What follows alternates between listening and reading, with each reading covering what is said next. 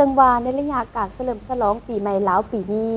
อาจจะได้มีพบกับสภาพของฝนตกตามการแจ้งเตือนล่าสุดของกรมอุตุนิยมและอุทกศาสตร์ซึ่งได้รายงานว่าระยะวันที่ 12-17 เมษายนแม้นจะมีฝนตกมักเห็บตกและลมพัดแรงอยู่บางท้องถิ่นในแต่ละภาคกรมอุตุนิยมและอุทกศาสตร์ได้แจ้งเตือนสภาพอากาศระยะวันที่ 12-17 เมษายนอากาศจะเปลี่ยนแปลงเนื่องจากว่า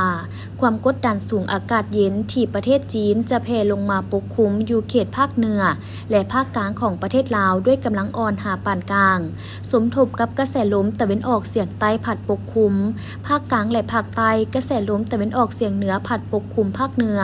ซึ่งจะเฮ็ดให้อุณหภูมิอากาศลดลง 1-3 องศาในแต่ละภาคและจะมีฝนตกในระดับคอยหาปานกลางพร้อมมีฟ้าห้องฟ้าเหลื่อมมักเห็บตกและมีลมพัดแรงอยู่บางท้องถิ่นแขวงภาคเหนือหาภาคกลางในระยะวันที่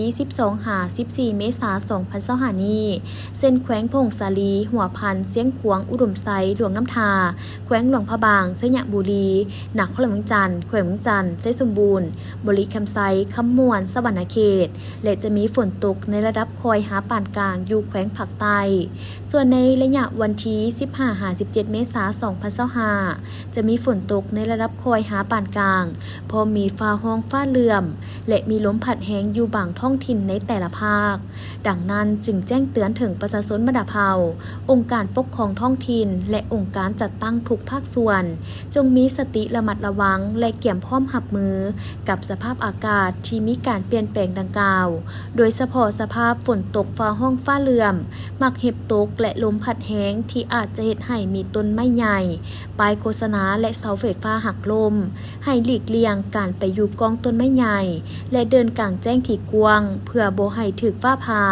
และให้ขอติดตามข่าวพยากรณ์อากาศจากกรมอุตุนิยมและอุทกศาสตร์กระทรวงทรัพยากรธรรมชาติและสิ่งแวดล้อมอย่างเป็นประจำ